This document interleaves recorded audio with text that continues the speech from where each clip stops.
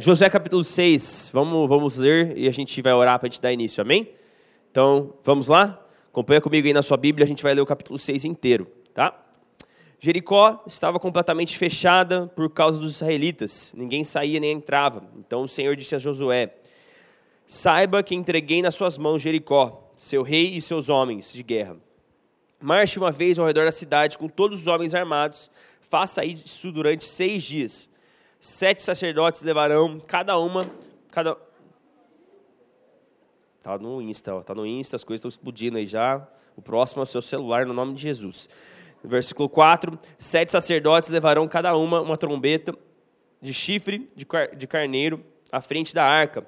No sétimo dia, marchem todos 7 vezes ao redor da cidade e os sacerdotes toquem as trombetas. Quando as trombetas soarem um longo toque, todo o povo dará um forte grito. O muro da cidade cairá e o povo atacará, cada um do lugar onde estiver. Versículo 6, Josué, filho de Num, chamou os sacerdotes e lhe disse: levem a arca da aliança do Senhor. 7 de vocês levarão as trombetas à frente da arca. E ordenou ao povo: avancem, marchem ao redor da cidade. Os soldados armados irão à frente da arca do Senhor. Quando Josué terminou de falar ao povo, os 7 sacerdotes levavam suas trombetas perante o Senhor, saíram à frente tocando as trombetas.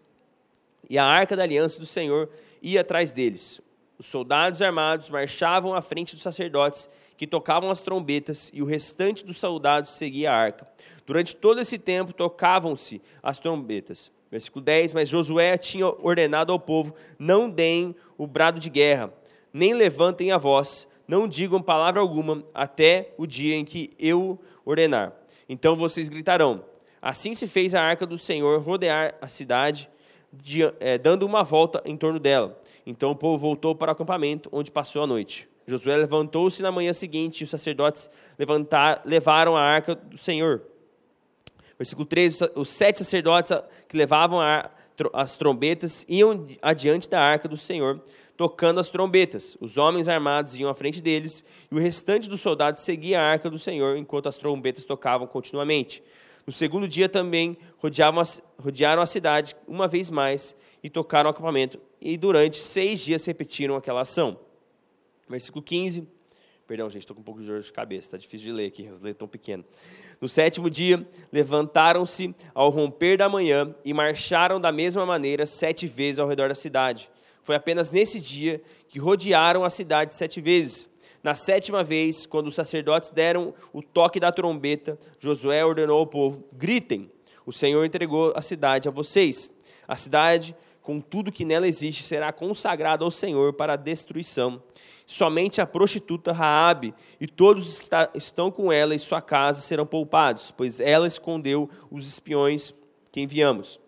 Mas fiquem longe das coisas consagradas, não se apossem de nenhuma delas, para que não sejam destruídos. Do contrário, trarão destruição e desgraça ao acampamento de Israel. Toda a prata, todo o ouro, todos os utensílios de bronze e de ferro serão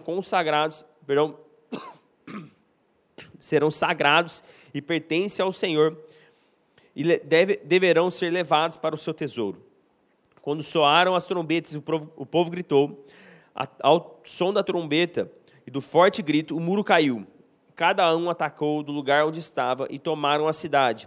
Consagraram a cidade ao Senhor, destruindo ao fio da espada homens, mulheres, jovens, velhos, bois, ovelhas, jumentos, todos os seres vivos que nela havia. Josué disse aos 2 homens que tinham espionado a terra: entrem na casa da prostituta e tiram-na de lá com todos os seus parentes, conforme o juramento que fizeram a ela. Então os jovens que tinham espionado a terra entraram e trouxeram Raabe, seu pai, sua mãe, seus irmãos e todos os seus parentes.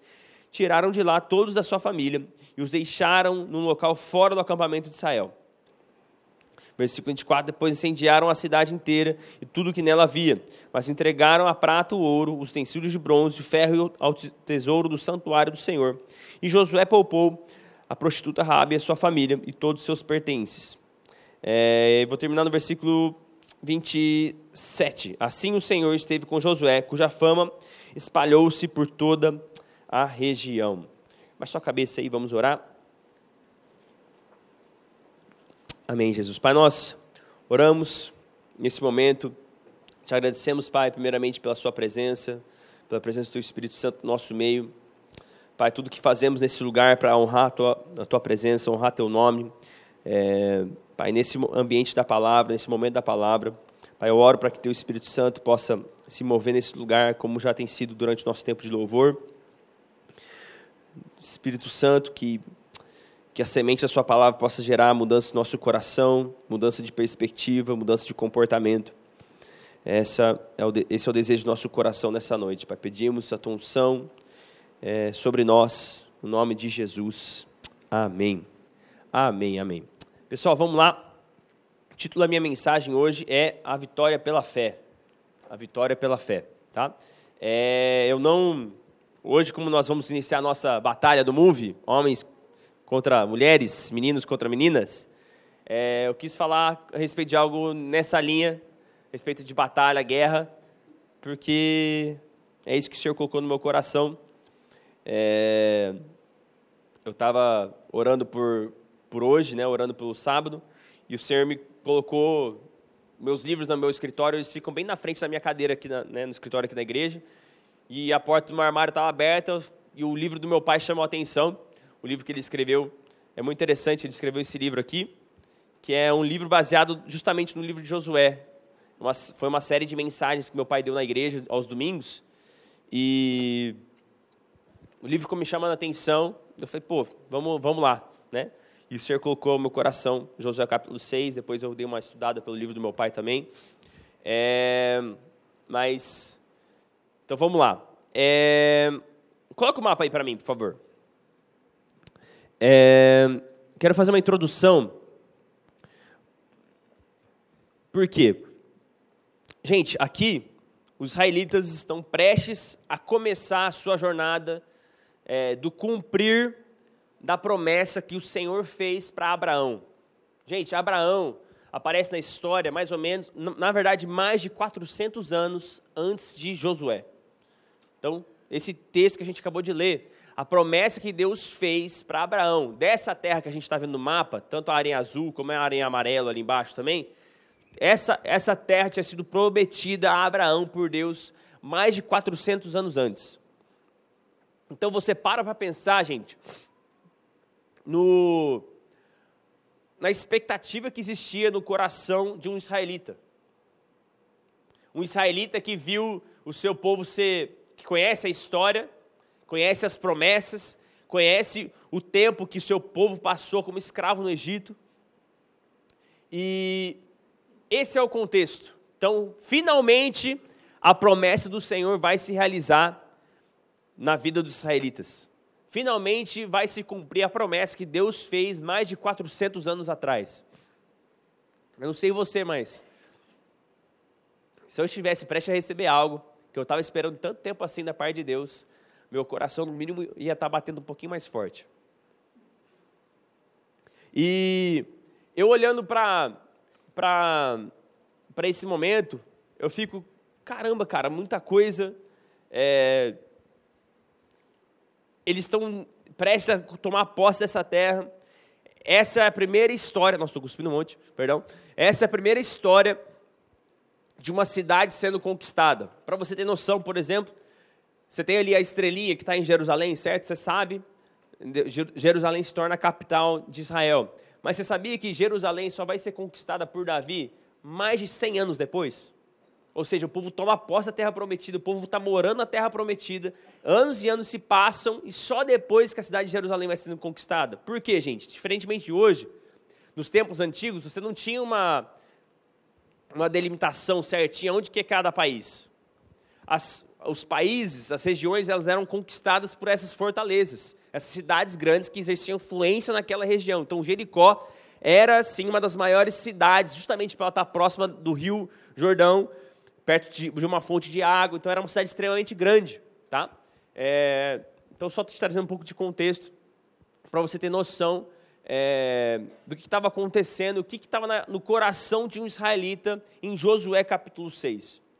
Porque a gente vê, toda uma geração morre no deserto para que essa nova geração possa conquistar a terra, e eles estão olhando para as promessas de Deus, e eles se deparam com essa grande fortaleza, essa grande muralha, essa grande cidade que é fortificada, que é bem protegida.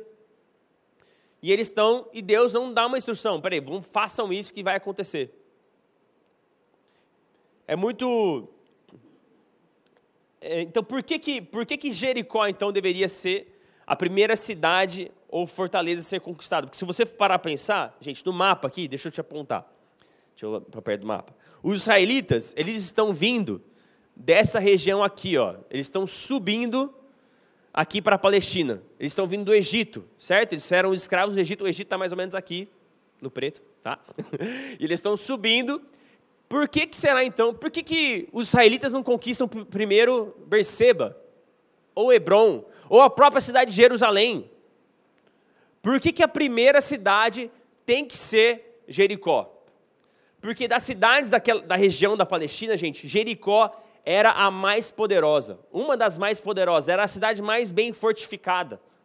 Então, o que Deus está pedindo para os israelitas fazerem é algo extremamente proposital. É para eles perceberem de que Deus está prestes a fazer algo muito grande, de que não é pela própria capacidade deles, é uma decisão extremamente estratégica do porquê que Deus está mandando atacar Jericó, conquistar Jericó. Então, o primeiro motivo é que a moral dos israelitas ela iria ser aumentada. Por quê? A gente acabou de conquistar a maior fortaleza da região. De todo desse espaço que a gente vai tomar conta, a gente vai começar justamente pela mais forte, para a gente mostrar para todos os povos que moram na região, de que a gente vai conquistar todo mundo. E essa terra é nossa. É muito proposital. Deus tá olhando para os israelitas e falando, vocês vão conseguir através do poder que existe no meu nome. É muito proposital. Tá? Então, é por isso, por exemplo, quando a gente lê o capítulo 6, no último versículo, diz assim, versículo 27, assim o Senhor esteve com Josué, cuja fama espalhou-se por toda a região. É proposital.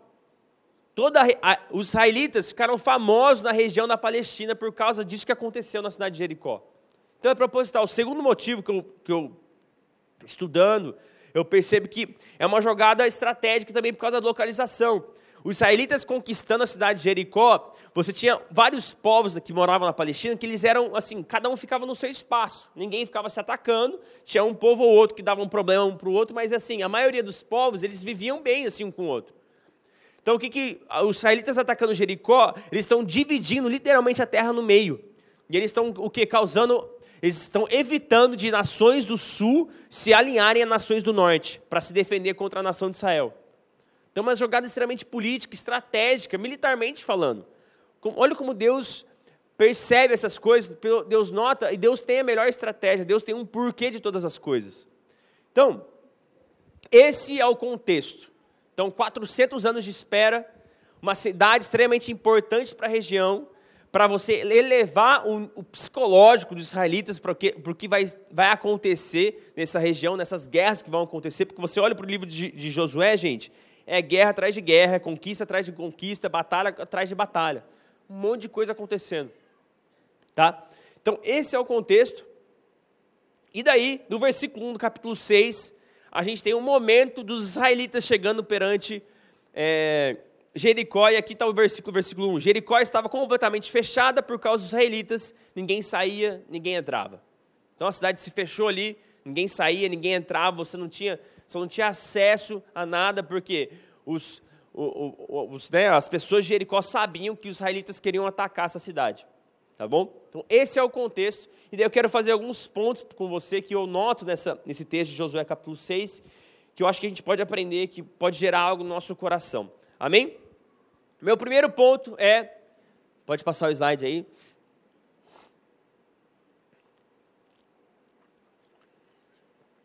O chamado à fé. O chamado à fé. Então, versículo 1, versículo 2, Josué capítulo 6, Jericó estava completamente fechada por causa dos israelitas, ninguém saía, ninguém entrava. Então o Senhor disse a Josué, saiba que entreguei nas suas mãos Jericó, seu rei, seus homens e seus homens de guerra.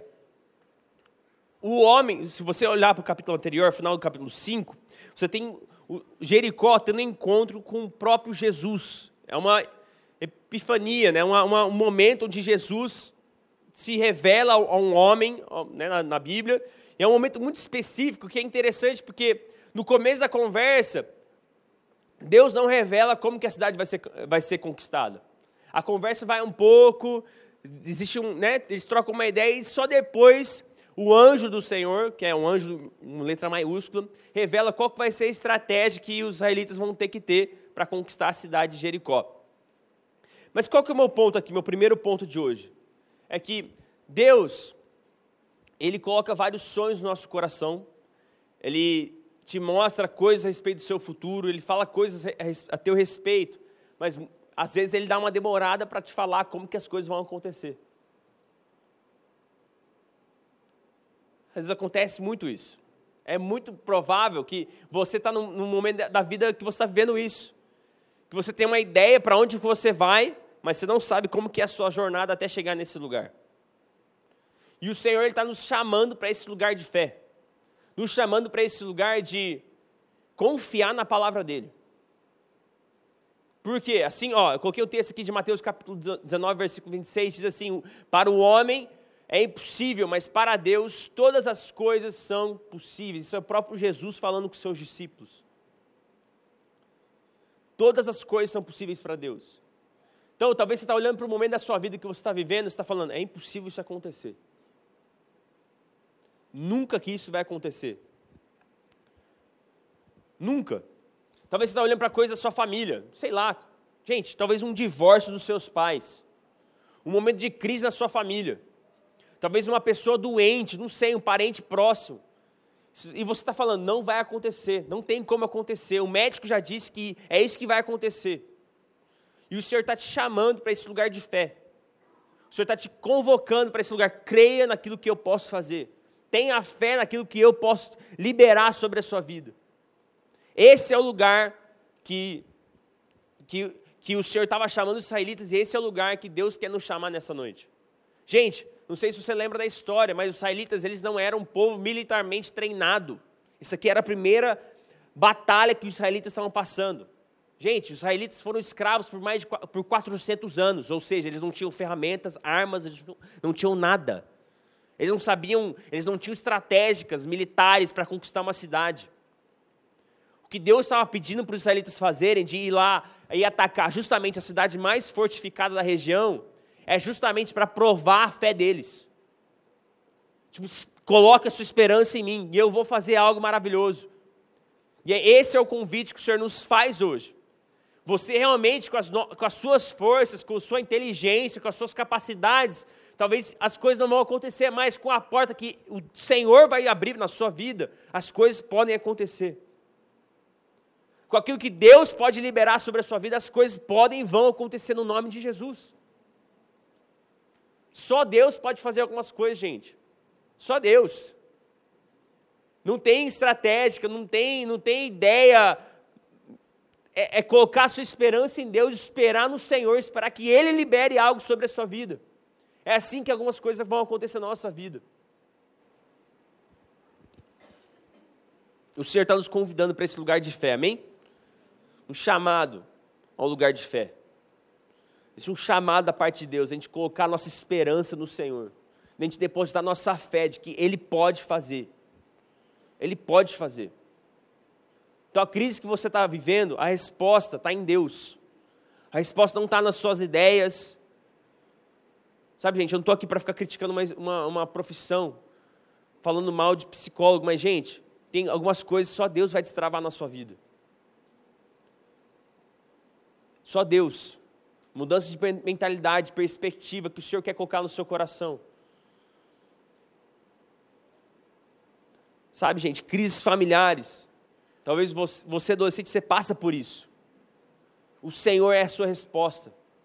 O Senhor é quem você tem que depositar sua fé. Confie no Senhor. Sabe, não sei se eu já contei esse testemunho, mas a família da minha mãe era uma família extremamente problemática, gente. Extremamente problemática. Meu avô foi maçom, sempre foi maçom por muitos anos da sua vida. E a minha avó era espírita. Minha avó literalmente tinha o quarto dela que ela falava com os demônios dela lá. Tinha as velinhas, eu lembro uma vez que eu entrei com meu primo lá, a gente ficou dando uns golpes de karatê nas velas, destruindo todas as velas dela. Ela ficou louca, velho. Meu Deus do céu. Eu não tinha sua idade, eu era mais novo, tá? Então tem mais maturidade do que eu. Sabe, mas o Senhor fez algo maravilhoso na família da minha mãe. Como que uma mulher que é filha de maçom, filha de espírita, se torna pastora? É só Deus, gente. É só o Senhor fazendo algo maravilhoso. É só uma experiência com o Espírito Santo. Não tem outra resposta. Não tem outra resposta. Então esse é o meu primeiro ponto, o chamado à fé. Segundo, versículos 3 ao 5. Marche uma vez ao redor da cidade com todos os homens armados. Faça isso durante 6 dias. 7 sacerdotes levarão com cada um uma trombeta de chifre de carneiro à frente da arca. No 7º dia, marchem todos 7 vezes ao redor da cidade, e os sacerdotes toquem as trombetas. Quando as trombetas soarem ao longo do toque, todo o povo dará um forte grito. O muro da cidade cairá e o povo atacará cada um onde estiver. Meu segundo ponto é: Deus tem um plano. Deus tem um plano. Você já parou para pensar que a estratégia de Deus, a estratégia que o anjo do Senhor dá a Josué, não tem significado algum naturalmente falando?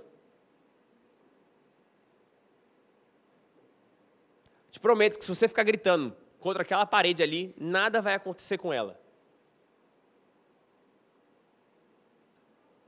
Se você arranjar um instrumento aqui, ficar tocando na direção daquela parede, se você fizer isso por 7 dias, é muito provável que nada vai acontecer. Naturalmente falando, a ideia, a estratégia que Deus deu para Josué não fazia sentido algum. E é muito provável que o povo de Jericó estava vendo um povo maluco dando volta na sua cidade, dando risada para essa galera. Olha lá, os malucos estão tocando trombeta mais uma vez. Quantas horas será que eles vão tocar hoje? Gente, naturalmente falando, não faz sentido algum. Não tem porquê. Não tem porquê tocar trombeta ao redor da cidade. As muralhas eram extremamente grossas, eram muralhas que tinham resistido a anos e anos de batalhas, de povos tentando conquistar a cidade. Não faz sentido. Não faz sentido. Então, por que Deus pede para eles fazerem isso? É para justamente eles depositarem a sua fé, o seu coração em Deus e confiar nos planos do Senhor. Então, às vezes o Senhor está te pedindo coisas que não fazem sentido nesses dias, naturalmente falando. Então, para alguns, por exemplo, você está no momento da sua vida, você está decidindo faculdade, você está decidindo o que você vai fazer, de qual faculdade, qual curso você vai fazer.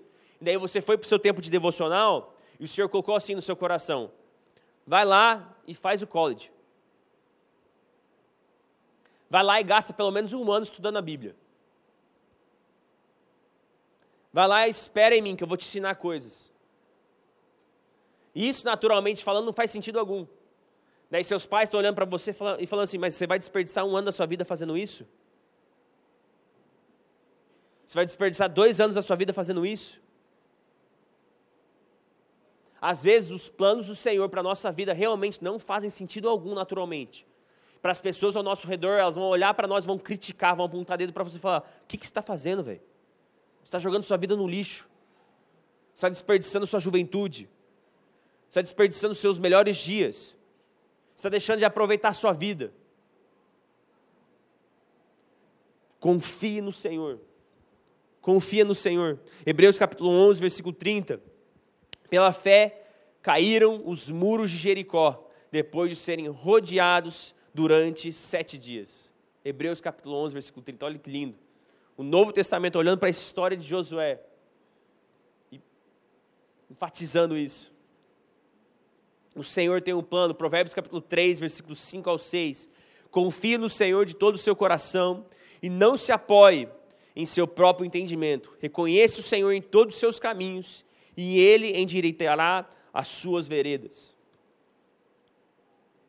Não se apoie no seu próprio entendimento. É muito forte isso, gente. Nem sempre o nosso entendimento, aquilo que nós temos entendido como certo, como correto, como o melhor, é o que realmente vai nos trazer a bênção do Senhor. Nosso coração ele é enganoso.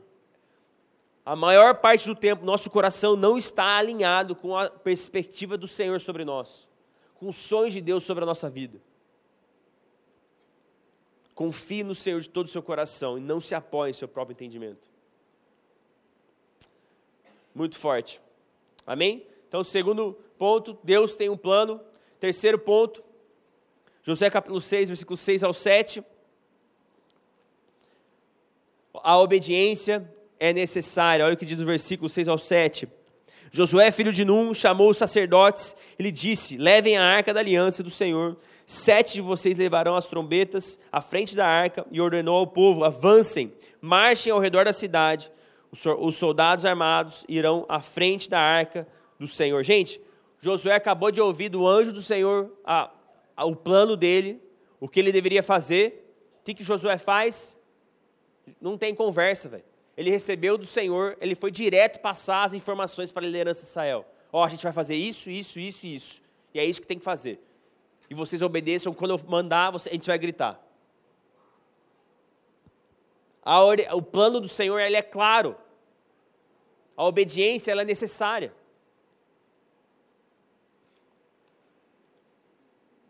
Sabe, como eu já falei, não fazia sentido naturalmente falando, tipo, obedecer aquilo que Deus estava falando. A direção que Deus deu não fazia sentido algum naturalmente falando. Tem uma frase, eu não lembro de quem que eu aprendi essa frase, mas a obediência é a nossa linguagem de amor para com Deus. Eu achei isso muito forte. Muito forte. Porque o nosso amor, gente, nosso amor para com Deus, ele não é apenas um mero sentimento, uma emoçãozinha que está lá no seu coração, um arrepiozinho. O amor nosso para com Deus, ele se revela na nossa vida diária. Nosso amor por Deus se revela de forma diária, na nossa obediência. Quanto maior o seu nível de obediência ao Senhor, maior você está demonstrando o quanto você o ama.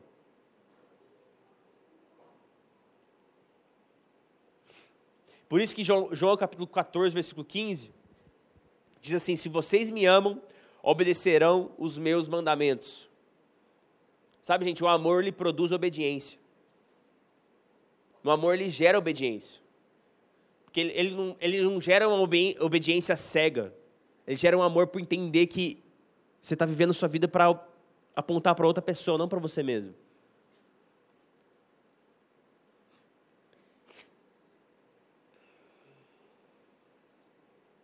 Josué recebeu as instruções, já repassa as instruções para a liderança de Israel, e ele fala: vamos fazer isso. E ponto final. Não tem conversa, não tem isso aqui ou ali. Sabe, 1 Samuel capítulo 15, versículo 22, eu já citei esse versículo numa das nossas mensagens, mas 1 Samuel capítulo 15 conta uma história de como o rei Saul ele vai atacar um povo, e a ordenança do Senhor, assim como foi para Josué aqui, de matar todo mundo, aniquilar todo mundo, botar fogo em tudo, a mesma instrução Saul recebeu, lá em 1 Samuel capítulo 15, e ele desobedece ao Senhor.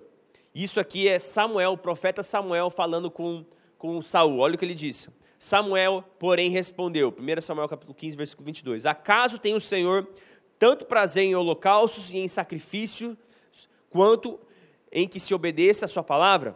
A obediência é melhor que o sacrifício, e a submissão é melhor do que a gordura de carneiros. Obediência, submissão à vontade de Deus. É isso que o Senhor espera de nós. É isso que o Senhor espera de nós. Aquilo que Ele fala a nosso respeito, as ordenanças que Ele dá à nossa vida. Sabe, às vezes a gente espera as bênçãos, a gente espera as vitórias da parte de Deus, só que a gente não obedece àquilo que Ele já mandou a gente fazer. A gente está esperando que essa parte da nossa vida se vire logo, sabe? A gente está vivendo isso e fala: pô, Deus, estou cansado dessa página da minha vida, desse momento da vida, quero virar logo essa página. Cansado dela. Daí Deus já te falou: ó, faça isso, que eu vou te levar para um novo lugar. Daí você não fez nada do que Deus está te pedindo, mas está olhando para Deus e requerindo dele algo novo. Sendo que Deus já está esperando de você novas atitudes. Novas atitudes, uma nova página daquilo que Deus tem para nós, amém? Tiago, capítulo 1, versículo 22, sejam praticantes da palavra, não apenas ouvintes, enganando-se a si mesmo. Tem muito crente apenas ouvinte, pouco crente praticante. Tem muito crente ouvinte e pouco crente praticante. Muito crente que gosta de ouvir a palavra, sabe tudo que está aqui, mas não pratica tudo que está aqui. Pratica só uma porção. O Senhor está nos convidando a sermos pessoas que praticam aquilo que Ele já nos revelou, amém? Amém? E meu quarto ponto, a promessa cumprida. Poderia, gente, ficar muito mais tempo ministrando a respeito desse texto, tem muita informação aqui, mas eu quero ir com você no versículo 20.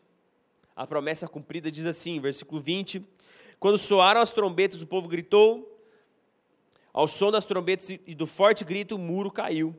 Cada um atacou onde estava e tomaram a cidade. Ou seja, apesar das estratégias que não faziam sentido naturalmente falando, Deus fez acontecer aquilo que Ele prometeu. Deus liberou aquilo que os israelitas, por obediência, fizeram, Deus fez acontecer a parte dele. Deus já tinha prometido. Se você encontrar aqui no versículo 2, o Senhor tinha prometido que Ele já tinha entregue o povo de Jericó nas mãos dos israelitas. Deus já tinha prometido, isso aqui é uma promessa, e era uma promessa com condição, se você obedecer, cumprir as minhas ordenanças, a minha promessa vai se cumprir. E adivinha, Deus cumpriu o lado dele, como Ele sempre faz. Hebreus capítulo 10, versículo 23, apeguemo-nos com firmeza à esperança que professamos, pois aquele que prometeu é fiel. Ele é fiel. Ele prometeu. Ele vai cumprir.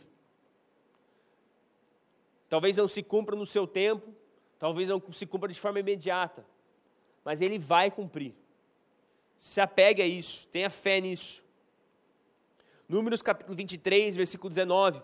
Deus não é homem para que minta, nem filho do homem para que se arrependa. Acaso Ele fala e deixa de agir? Acaso promete e deixa de cumprir? Gente, acaso o nosso Deus faz isso? Nosso Deus não é homem para mentir. Tudo que Ele fala, Ele faz. Tudo que Ele promete, se cumpre. Sabe, eu não sei o que isso significa para você. Eu não sei o que Deus já prometeu a seu respeito, mas Ele vai cumprir o lado dele do combinado. Deus vai cumprir, Ele não deixa de cumprir. Se Ele liberou uma palavra de vida sobre a sua família, uma palavra de restauração sobre a sua casa, Deus vai cumprir. Obedeça, espere no Senhor, deposite sua fé nele. Ele vai fazer. Ele sempre faz, Ele nunca vai deixar de fazer. Quero chamar a banda aqui. Sabe, gente, quando eu tive uma experiência com Deus, no final da minha adolescência, assim, tal, tive uma experiência maravilhosa de poder, já contei isso para vocês, mas de estudar fora. E eu lembro que no começo desse meu tempo de estudar fora do país, o Senhor colocou um sonho no meu coração muito específico. Eu até achei que no começo era uma ideia maluca minha, do meu coração, um desejo meu. Falei, E eu nunca, a Isa sabe disso, mas eu não tenho vontade de ser aqueles missionários malucos, sabe? Vontade de viajar, não sei o quê, pregar o evangelho, isso não é minha vibe, não é minha pegada. Eu curto muito igreja local, igreja, pá. E eu lembro que no começo desse meu primeiro ano de faculdade nos Estados Unidos, estudando teologia, o Senhor colocou um sonho no meu coração muito específico, que eu faria uma viagem missionária para a África. Que eu faria viagem missionária para a África, eu passaria ali, sei lá, uma semana, 2 semanas ministrando e tal. O Senhor colocou isso no meu coração no começo do ano letivo lá. E então eu falei, pô, Deus, então beleza. Vamos fazer acontecer.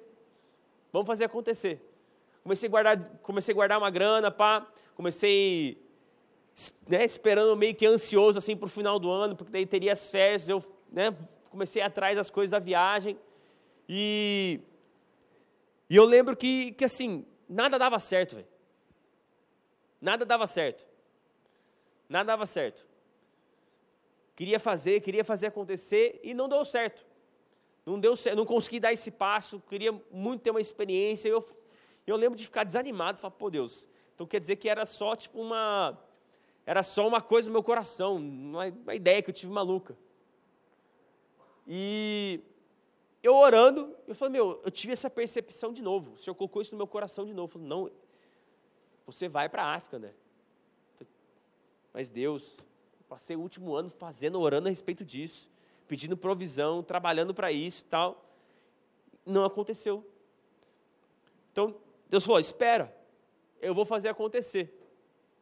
Então, no meu segundo ano de faculdade, eu lembro que tinha uns dormitórios da faculdade. Eu mudei de dormitório, eu estava num dormitório que ficava mais perto, fui para um lugar mais longe. Lembro que eu fiquei até chateado na época que eu mudei.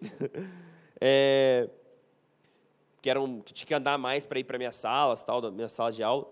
E eu lembro que foi bem interessante. O vizinho do quarto do meu lado, ele era um missionário, ele era um americano, mas ele era missionário na Uganda. E eu comecei a conversar, Uganda é um país na África, tá, pessoal? Comecei a conversar com ele, me tornei muito amigo, né? Ele era meu vizinho de quarto, assim, conversava com ele praticamente todos os dias. E num desses dias de conversa no corredor assim, do dormitório, a ideia vem, tipo, pô, mano, a gente tem uma igreja lá, tal, seria muito massa receber você. Você tem vontade de fazer viagem missionária, cara? Eu falei, cara, eu tenho muita vontade. Tenho muita vontade. E o nome dele era Seth. É Seth. Hoje ele é pastor nos Estados Unidos. Na verdade, não, ele foi para um país na Europa comunista, mas tudo bem, vai. E eu lembro de compartilhar com ele, conversar, a gente começou a bolar, né? Pô, vamos fazer acontecer, tal, não sei o quê, tem isso e isso para fazer lá. A gente tem igrejas nas aldeias, assim, nas comunidades, onde não tem nem energia elétrica. A gente vai organizar algo para você poder ministrar. Cara, e eu lembro de que foi algo bizarro. Foi algo, assim, muito de Deus, porque eu lembro de comecei a compartilhar com meu pai, e a gente começou a orar. Meu pai falou, vamos orar então, vamos fazer acontecer, vamos esperar em Deus, vamos ver o que Deus faz. E eu lembro de que eu tinha conversado com meu pai num sábado, de manhã eu tinha feito uma chamada de vídeo, estava conversando com meu pai sobre a ideia de como a gente vai começar a arrecadar, como eu iria trabalhar, não sei o que eu teria que fazer.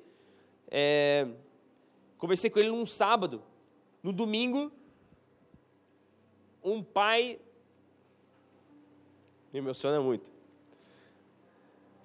No domingo pela manhã, eu tenho alguns amigos aqui da igreja, que a gente era em 3 amigos na nossa infância, né?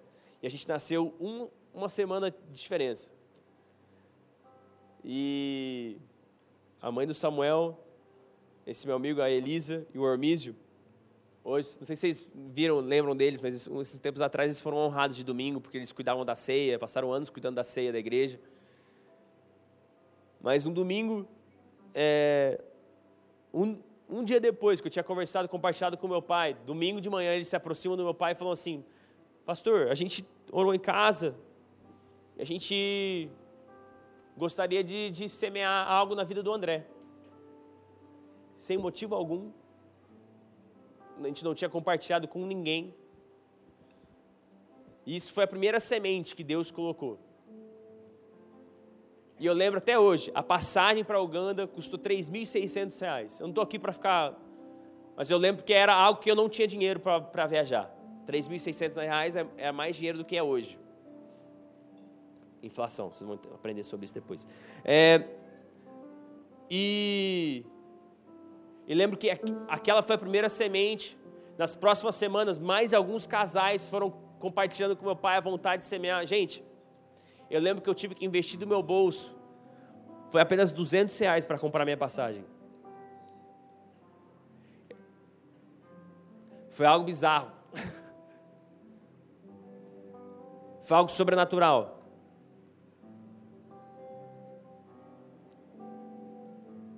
Passou 2 anos. 2 anos tinham se passado, desde a promessa que Deus colocou o desejo no meu coração. E eu comecei a orar a respeito disso. E Deus fez acontecer depois de 2 anos. No tempo dele, do jeito estranho que Deus faz às vezes as coisas acontecerem na nossa vida. Sem eu ter como te explicar por que esse casal decidiu ofertar na minha vida. Por que outros 5 casais decidiram ofertar na minha vida. Sem motivo algum, sem a gente ter compartilhado com ninguém. Porque Deus faz umas coisas de algumas formas estranhas, que não fazem sentido naturalmente. Mas, naturalmente falando, gente, sabe qual que faria mais sentido? Eu gravar um vídeo lá no meu quarto, lá no dormitório, e eu mandar para um monte de casal da igreja, que eu sei que tinha condição financeira na época. Isso fazia sentido. Vou mandar para um monte de gente. Vamos ver se eles sentirem, se eles quiserem, eles abençoam, se eles não quiserem, eles não ofertam. Eu tinha pensado sobre isso. Essa era a minha ideia inicial. Eu gravar um vídeo e eu começar a falar para eles, essa é a minha ideia, eu vou passar 2 semanas lá. Sabe, eu não tenho como te explicar. Passei 2 semanas em Uganda, foi maravilhoso. Passei 2 semanas ministrando, pregando o evangelho, conhecendo muita gente legal. Conhecendo uma igreja maravilhosa. Uma experiência inesquecível. Eu lembro que eu comi um churrasco de rua assim. Vomitei 8 vezes durante a noite, porque eu acho que provavelmente era uma carne estranha de um animal que eu não sei o que era. Mas assim, uma experiência, algo que Deus fez na minha vida, que nem se compara com o texto que a gente lê hoje. Mas te revela de como Deus ele é carinhoso, de como Deus se atenta aos detalhes, de como Deus cuida de todas as coisas. Sabe, Deus está muito mais preocupado com a sua família, com a sua casa, com o seu futuro, do que com uma viagem do pastor André que ele fez há uns anos atrás. Te garanto isso. Existe um convite do Senhor para a gente depositar nossa fé, nossa esperança nele. De que Ele é nosso Deus provedor, de como nosso Deus é um Deus abençoador, de como nosso Deus é um Deus que não se esquece das promessas que Ele faz a nosso respeito. Romanos 15, versículo 4 diz assim: pois tudo que foi escrito no passado foi escrito para nos ensinar, de forma que por meio da perseverança e do bom ânimo procedentes das Escrituras mantenhamos a nossa esperança. Então, o que a gente leu hoje, o estudo que a gente teve hoje, foi para te ensinar algumas coisas, foi para te lembrar de ter esperança, para você perseverar. Amém? E meu último texto de hoje é 1 Coríntios capítulo 15, versículos 57 e 58. Mas graças a Deus que nos dá a vitória por meio do nosso Senhor Jesus Cristo. Portanto, meus amados irmãos, mantenham-se firmes e que nada os abale. Sejam sempre dedicados à obra do Senhor, pois vocês sabem que no Senhor o trabalho de vocês não será inútil. Então, por meio do nosso Senhor Jesus Cristo, a vitória vem. A vitória na sua vida está numa pessoa que já venceu o pecado, que já venceu tudo que você precisava naquela cruz. O segundo, mantenha-se firme. Mantenha-se firme onde Deus te colocou. Essa é a estação que você está vivendo. Viva essa estação para a glória do Senhor. Mantenha-se firme. Segundo, dedique-se à obra dEle. Dedique-se àquilo que Deus está fazendo na sua vida. Então, Deus colocou um sonho, Deus colocou um plano, algo no seu coração. Dedique-se a isso. Espere nele, com perseverança. E eu quero te falar a última coisa: não é em vão. Você não está jogando seus dias fora. Você não está desperdiçando os seus dias. Você está fazendo a melhor coisa que você poderia estar fazendo. Você está no seu sábado aqui, você está gastando 2 horas do seu sábado aqui. Não é desperdício de tempo. Você está fazendo a melhor coisa que você poderia estar fazendo num sábado. Você gasta, durante a sua semana, você gasta tempo lendo a palavra, orando. Não é desperdício de tempo, não é em vão, não é tempo jogado no lixo, vale a pena. Vale a pena. Essa é uma noite do nosso coração ser cheio de fé, de esperança naquilo que Deus vai fazer. Deus prometeu, Ele vai cumprir. Deus prometeu, Ele é fiel. Deus prometeu, Ele vai liberar no momento certo, na oportunidade correta, no tempo dEle. Amém?